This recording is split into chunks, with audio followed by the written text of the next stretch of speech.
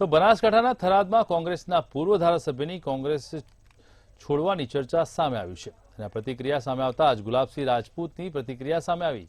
હું કોંગ્રેસમાં હતો અને રહીશ। બનાસકાંઠામાં લોકસભાની સીટ કોંગ્રેસ જીતે તેવા પ્રયત્નો કરીશ। મને કંઈ મળ્યું કે ના મળ્યું, પરંતુ હું વર્ષોથી કોંગ્રેસ સાથે હતો અને હંમેશા રહીશ। પોતાની સસ્તી પ્રસિદ્ધિ માટે મને ખોટો બદનામ ના કરવો તેવું ગુલાબસિંહે જણાવ્યું છે। ગઈકાલે એક મીડિયા ચેનલે પોતાની ટીઆરપી વધારવા માટે કરીને મારા નામનો ઉલ્લેખ કર્યો કે ગુલાબસિંહ ભાજપમાં જોડાવાના।